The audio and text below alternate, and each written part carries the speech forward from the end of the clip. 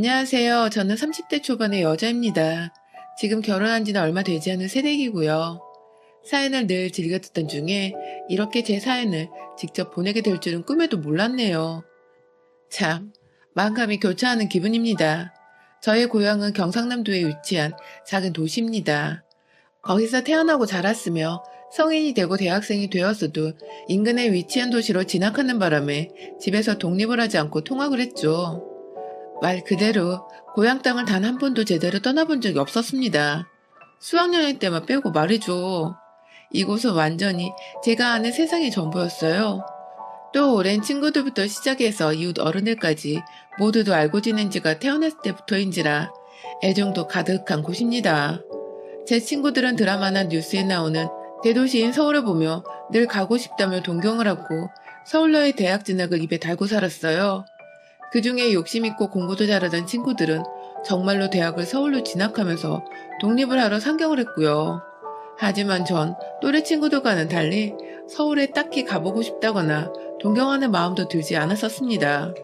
의욕도 없어서 서울에 있는 대학은커녕 그냥 여차저차 되는 대로 공부를 하곤 인근 지방대학으로 진학을 했고요.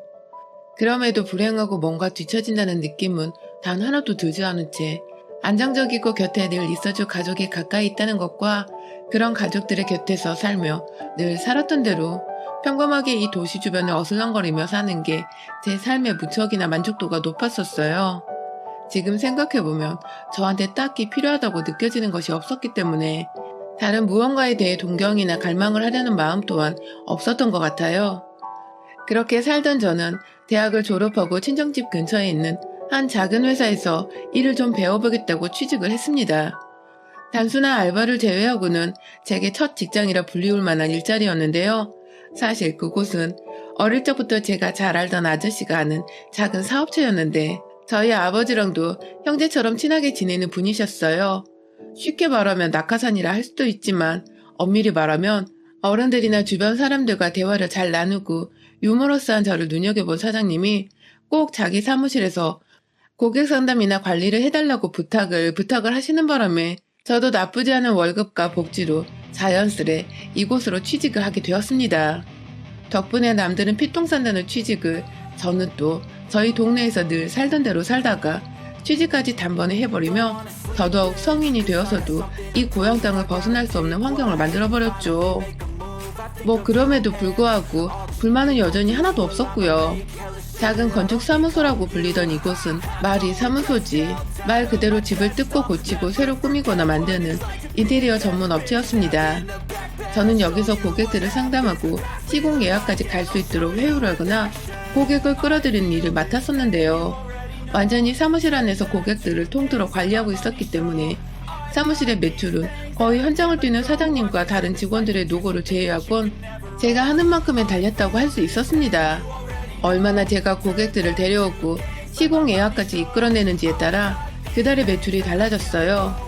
나름 일을 해보니 점점 의욕이 생기고 다같이 돈 잘 벌면 또 좋은 게 아니겠냐며 으쌰으쌰 해보려는 마음이 들곤 해서 정말 열심히 일했죠.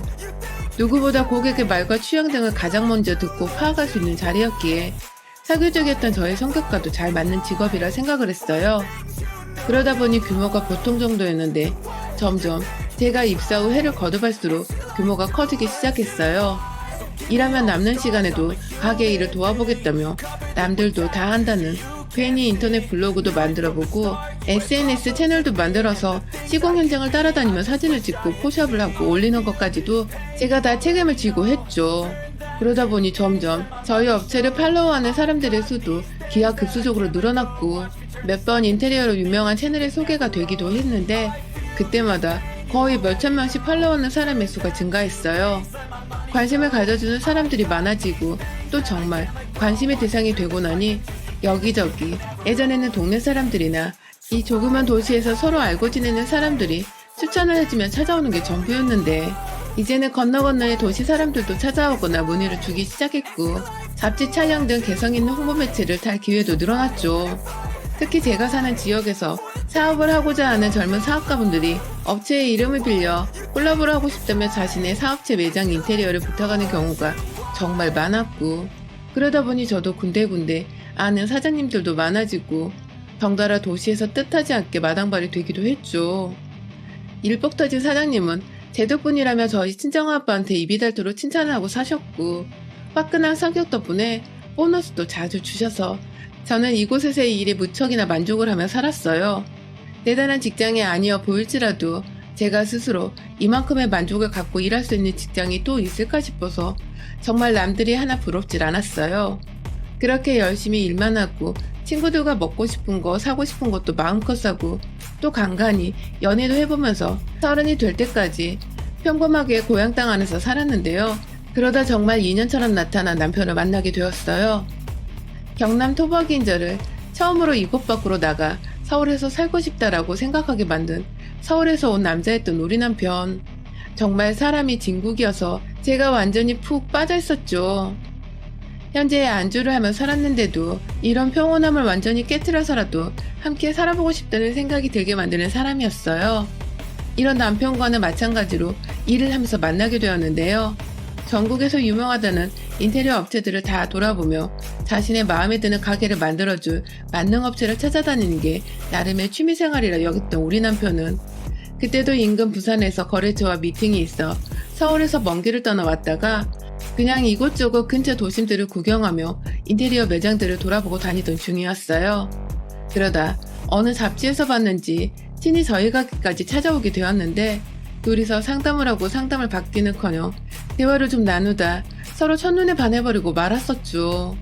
눈에 하트가 가득 담겨서 좋아 죽겠는 표정을 숨기지 못했던 그날의 남편의 표정은 아직도 제가 정말 잊을 수가 없습니다. 그렇게 대화를 나누다가 사투리를 안 쓰는 남편이 서울 사람인 것도 알았고 그러다 보니 이 사람이 살아온 배경이 그곳이 궁금해졌어요. 그렇게 짧은 만남이었지만 꾸준히 연락을 하고 지내오다가 남편이 먼저 제가 사는 곳으로 차를 타거나 혹은 KTX를 타고 내려와 데이트 신청을 하기 시작했고 그렇게 저희는 연락만 하다가 데이트까지 이어지며 결국 서울과 지방 도시 간의 장거리 연애를 시작하게 되었습니다. 제 인생 첫 타지 남자였고 장거리 연애였죠. 서로의 얼굴을 보고 싶을 땐 못 본다는 것은 정말 고역이었어요. 그럴 때면 서로 하루 종일 핸드폰을 붙잡고 대화를 하거나 영상통화를 하며 밤새도록 시간을 보내곤 했죠. 그리고 주말이 되면 어김없이 저를 보러 와주던 이 남자의 정성을 저는 무려 1년이나 지켜봤답니다. 정말이지 늘 한결같았고 먼 길 찾아 절 보러 와주는 이 사람의 모습이 너무너무 고맙고 또 한편으로 미안하기도 했어요. 늘 남편이 먼 길을 보러 와주는 사람이었으니까요. 하다 저희 동네 근처에 전셋집까지 얻어서 살림을 차린 남편은 왔다 갔다 하면서 제게 애정을 보여줬고 그런 남편의 모습을 보며 저도 연애 때부터 가끔씩 서울에 올라가 남편을 깜짝 놀래켜주거나 남편과 데이트를 하며 시간을 보내기도 했어요. 그러다가 자연스레 서로의 가족들에게도 서로를 인사시켜주며 곧 결혼하고 싶은 사람이란 걸 밝히게 되었죠. 저희 부모님과는 워낙 저희 고향으로 올 때마다 데리고 갈 곳이 없어서 제가 동네 카페 여기저기를 돌며 데이트를 했는데 그 바람에 아는 아저씨를 만나고 아는 아줌마를 만나고 그러다 소문이 금세 퍼져서 진작부터 인사를 나누고 알던 사이였어요. 연애 1년 차에는 남편이 먼저 저희 부모님의 안부를 묻고 함께 놀러가자고 조를 정도로 주기마다 잘 지내고 있고요. 하지만 저 같은 경우는 사업을 하는 남편과는 달리 어쩌다 남편을 보러 서울에 올라가도 월요일에 다시 출근을 해야 했기 때문에 1박 2일로 잠시 머물다 오는 게 전부였어요. 남편의 가족들을 만나기는커녕 둘이서 함께 있을 시간이 부족해서 늘 다음으로 미루게 되었었죠. 남편도 그것에 대해서 딱히 불만은 없었고요. 자기를 놀래켜주려고 애써 서울에 와준 걸 알기에 오히려 더 고마워하는 편이었죠. 그렇게 저는 남편 따라 서울 구경도 처음 해봤고 남편으로 인해 서울 남자도 처음 만나봤고 결국 결혼하고 싶은 사람으로도 서울 남자의 남편을 콕 찍어보게 되었는데요. 둘이서 결혼을 하겠다는 결심을 하고 난 후 처음으로 서울에 올라가 남편의 부모님께 인사를 드리고 약속을 잡았죠. 그렇게 약속을 잡고 서울 갔던 그날, 시부모님을 처음 뵙던 그날은 정말 잊을 수가 없습니다. 제 결혼에 있어서 가장 큰 장애물이었던 우리 시어머니를 처음 마주했던 날이었으니까요. 있는 게 오히려 이상하죠.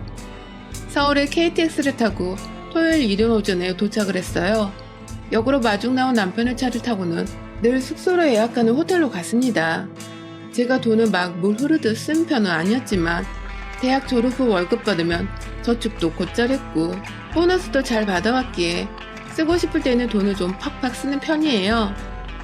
서울에서 남편을 만날 때에는 늘 좋은 곳에서 좋은 기분 내면서 힐링받으며 남편과 좋은 시간을 보내고 싶었기에 좋아라 하는 호텔 브랜드로만 찾아서 예약을 했죠.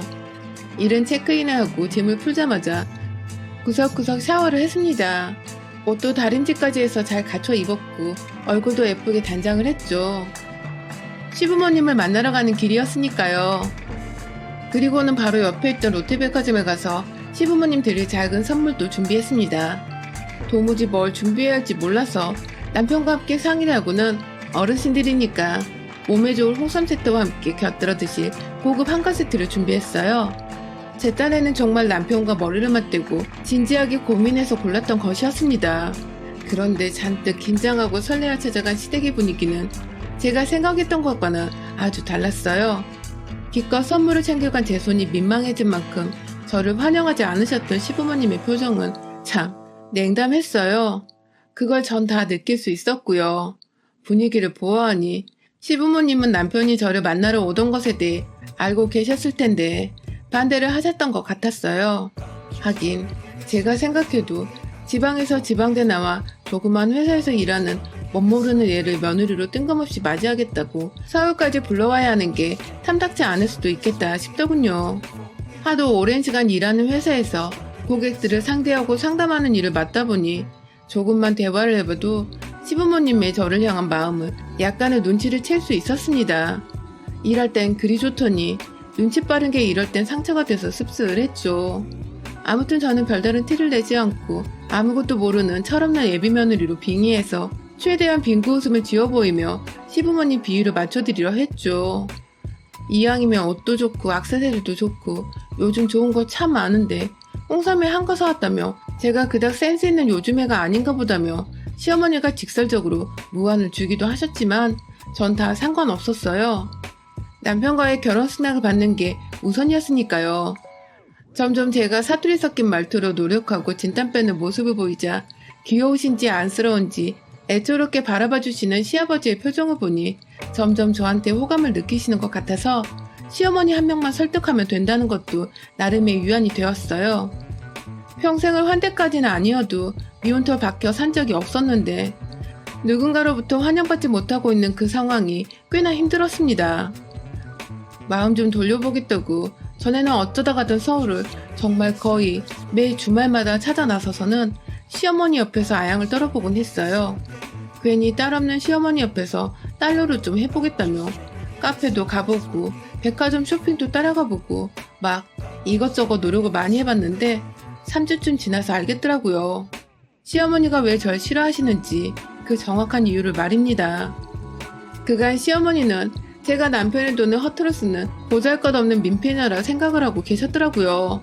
저한테 갑자기 왜 자꾸 돈 아깝게 서울에 오냐며 핀잔을 주셨어요. 남편은 잠깐 친구 전화를 받겠다고 식사 자리에서 자리를 비운 사이였는데 말이죠. 혼자 남겨줘서 황당한 소리를 들으니 저도 살짝 어이가 없더라고요.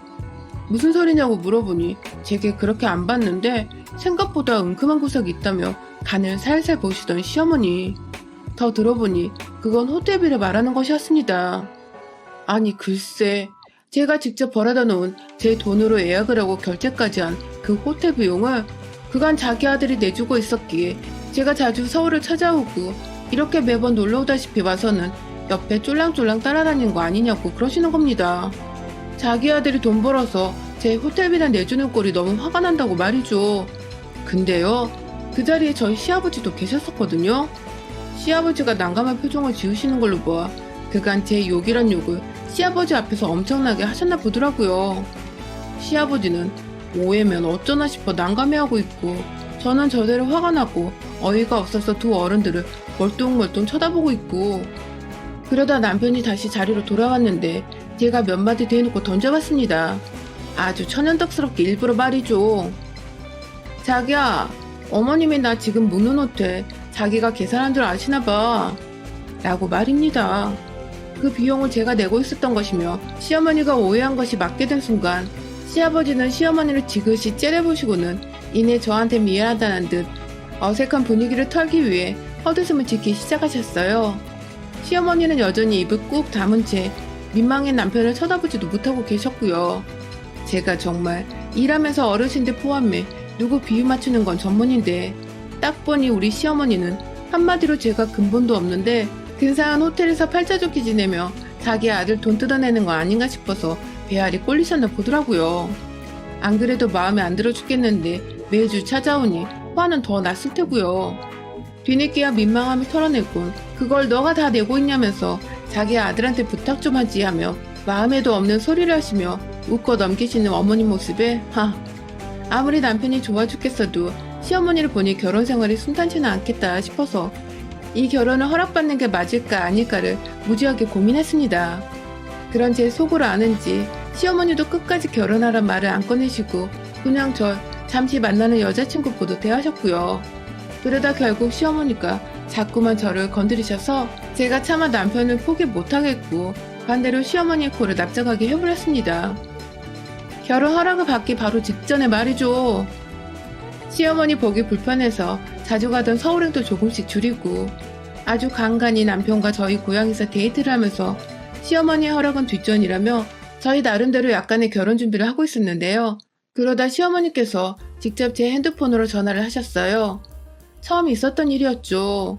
놀란 마음도 있었고 혹여나 헤어지라고 돈봉투 쥐어주는 그런 막장 드라마 속에 시어머니 노릇을 하려고 전화를 한 건 아닐까 싶어서 겁도 났습니다. 많은 생각 끝에 전화를 받았는데 아니 글쎄 시어머니가 지금 제가 사는 저희 고향에 와 계신다는 게 아니겠어요? 친구들과 부산에 놀러 왔다가 제 얘기가 나와서 제 생각이 났다며 진짜인지 거짓말인지도 모르겠는 말을 하시며 혼자 대뜸 택시를 타고 찾아오신 시어머니. 참 대단한 분이란 생각이 들었죠. 후다닥 옷을 챙겨 입고 자주 신지도 않는 구두까지 신고는 어머님이 계시다는 로데오의 한 카페로 갔습니다. 가는 길에 혹시나 싶어서 남편한테 지금 어머님이 우리 동네 와 계신 거 아냐며 만나러 가는 길에 SOS를 쳤고요. 그 로데오가 젊은 애들한테 유명한 곳인지 또 어찌 알았는지 핫한 곳을 알아서 찾아가 계신 시어머니는 카페로 헐레벌떡 걸어 들어오는 저를 보곤 제일 먼저 동네가 후지단에 핀잔을 대며 인사 대신 말을 건네셨어요. 좋은 동네가 없어서 카페 찾는 게 너무 힘들었다면서. 서울 살다 이런 작은 동네 오니까 도저히 답답해서 하루도 못 있겠다며 굳이 큰 소리로 말 안 해도 될 것을 옆에 앉아있는 이 도시 사람들이 다 들을 정도로 쩌렁쩌렁 말하시는 어머님. 창피해서 얼굴을 들 수가 없더군요. 저희 동네가 창피해서가 아니라 시어머니의 무식한 그 생각이 창피해서 말입니다. 겨우 얼굴 붉히고 싶은 일 만들고 싶지 않아서 참았어요. 그리고는 어머님 따라 금세 카페를 나왔고요. 어디든 데려달란 시어머니 말씀에 주차장으로 향했어요. 제가 혹시나 이럴까봐 자차를 가져왔거든요. 작은 모닝 말입니다. 이 동네에서 이거 끌고 다니며 출퇴근하면 경비도 아주 전략되고 뭐 저처럼 여자인 제가 이용하기엔 정말 손색없는 좋은 차였어요. 차가 있는 곳으로 다가가 문을 여는데 갑자기 뒤에서 에휴 예 하는 시어머니 목소리가 들렸어요. 너무 놀라서 저 정말 뭔 일이냐면 후딱 뒤를 돌아봤는데 아니 글쎄 시어머니가 제 차가 조그만 거라 창피해서 못하겠다며 원래 이런 촌구석에서는 다 이런 질 떨어진 차만 타고 다니냐고 애꿎은 제 차를 욕하는 게 아니겠어요? 제가 도시에 안 살아봐서 제 또래의 여자애들은 무슨 차를 타고 다니는지 제가 트렌드를 모른대요. 게다가 이런 것 타면서 그리 자랑스레 차문을 열거나 차 소개를 하는 거 아니라며 별 가짜는 충고를 하며 저를 욕보이던 시어머니. 캬, 진상에 아주 끝판왕이 납치셨더라고요. 그거 제가 월급 모아서 제 돈으로 산 첫 차였는데 지금껏 운전해오며 운전 조심하라고 다니란 충고는 들었어도 촌구석에서 질 떨어진다는 소리는 또 처음 들어봤습니다. 안 그래도 구두 신고 있는 상태라 어머님 뒤만 이리저리 쫓아다니다가 다시 주차장 와서 또 차 끌고 나가려고 정신이 하나도 없고 몸도 벌써 피곤한 상태인데 자꾸 승질을 건드리는데 계속 더 참았다가는 하루 종일 제가 가진 것들, 제 배경들, 제가 아끼는 제 고향까지 싸그리 잡아서 비하하고 비꼬지 못해 안달날 것 같아 그냥 확 이 결혼까지도 엎어버릴까 말까 정말 나름대로 극단적 선택을 하랴 머리가 지끈거리는 그때 남편한테서 연락이 왔어요. 뒤늦게 제 문자를 보고서 전화가 온 것이었죠.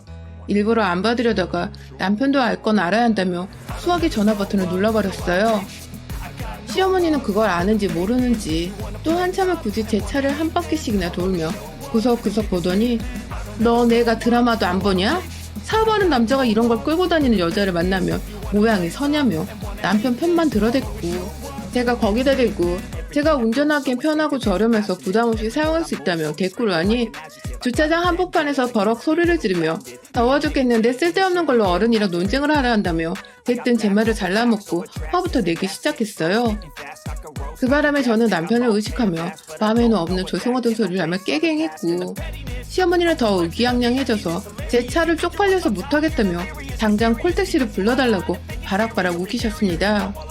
한참 동안 시어머니가 앙칼진 모습이 어처구니 없게도 귀엽다며 더 짓거려보란 듯이 쳐다만 보고 있었어요. 제풀을 꺾일 때까지 지켜만 보다 보면 지도 반응이 없으니 잠잠해지겠거니 했죠. 그랬더니 정말 5분도 안 돼서 목 아프다고 물을 사달라는 시어머니. 그냥 그 손에 물 대신 제 핸드폰을 쥐어줬습니다. 이걸 왜 자기 주냐며 도로 가져가 절 주려다 핸드폰에 떠있는 통화 상태 이름이 자기 하트가 그려진 걸 보고는 직감적으로 자기 아들인 거 알았는지 냅다 끊어버린 시어머니. 그런 시어머니 앞에서 도로 핸드폰을 뺏어와 전화를 다시 걸어 남편에게 말했어요. 내가 지금 니네 엄마한테 당했으면 절대 못 잊겠다고. 너랑 결혼 못하겠다고 하자.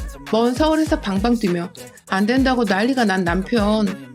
당장 제가 있는 곳으로 오겠다는데 그래봤자 가장 빠른 KTX를 타도 적어도 4시간은 걸리는 거리였거든요. 못 참겠다고. 정말 나랑 결혼하고 싶으면 너 당장 내가 사는 고향 땅으로 내려와. 네가 나랑 같이 살라고 말했어요. 그리고는 옆에서 그게 무슨 말도 안 되는 소리냐며 또 바락바락 기를 쓰던 시어머니. 전 그런 시어머니를 그냥 주차장 한복판에 세워놓은 채 혼자서 제 AMI 모닝을 타고 사라져드리겠습니다 하고서는 빠져나왔네요. 차 문을 닫았는데도 뒤에서 절 부르며 다급히 멈추라던 시어머니의 목소리가 바로 옆에 있는 것처럼 쩌렁쩌렁하게 들려왔어요. 하지만 전 뒤도 안 돌아보고 예쁜 제 모닝차를 타고 집으로 돌아왔습니다. 시어머니는 그 길로 혼자 어찌저찌 길거리에서 택시를 잡아 부산으로 돌아갔더더군요. 여기 오는 길에도 우아하게 택시 타고 오신 줄 알았더니 알고 보니 친구들하고의 모임도 순 뻥이었고 택시 타고 온 것도 뻥이었고 그냥 부산역에서 버스 타고 저희 고향으로 찾아오셨던 것이더라고요. 버스 타고 오면서 본 로데오 거리를 기억해놨다가 혼자 또 허세 부린다고 나름 번화가 같은 곳에 가서는 서울하고 지방 타령을 해대며 저를 살살 약올리셨던 것이고요. 그렇게 돌아가선 남편과 한참을 다퉜는지 이 모자는 결국 남편이 저 좋아 죽겠다며 저 따라 제가 사는 고향으로 이사오게 되며 완전히 싸움이 종료되었습니다. 그렇게 총구석이라 무시하던 곳으로 아들이 살겠다고 이사를 하니 속이 뒤집어진 시어머니는 몇 날 며칠을 머리에 흰두건을 쓰고 혼자 시위를 하겠다고 먼저 누워있었지만 끝내 남편이나 저나 신혼의 즐거움으로 시어머니를 까마득히 잊은 채 결혼 생활을 즐긴다고 시댁은 근처도 찾질 않았고요. 그 바람에 어머님도 거의 포기하다시피 지금은 체념하고 아들 없는 척 살고 있다 하네요. 물론 간간히 저한테 연락 와서 남편 밥 잘 챙겨주라는 시답지 않은 어머니 노릇을 하고 있는데 아직 정식으로 미안하단 말을 안 하셨기에 무지막지하게 문자는 씹어대고 있는 중입니다. 그 바람에 또 제가 문자 답장이 없다며 시아버지고 남편이고 여기저기 자기 편 좀 들어달라고 때를 썼고 제가 한 번만 더 그런 문자 보내면 어머님 귀한 아들이 이 총구석에서 식옷밥도 제대로 못 먹고 살 줄 알라며 유치한 협박을 하자 바짝 또 쪼르셔서는 아무 말씀도 없으시네요. 하마터면 빈정상하게 하는 성질 더러운 시어머니 때문에 제 결혼이 날아갈 뻔했는데 반대로 시어머니를 날려버리고 남편을 제 옆으로 데려온 덕에 괜찮은 신혼생활을 보내는 중이네요. 아마 두고두고 잘한 일이라고 흐뭇해할 것 같아요. 여러분의 생각은 댓글로 남겨주세요. 오늘도 시청해주셔서 정말 감사합니다.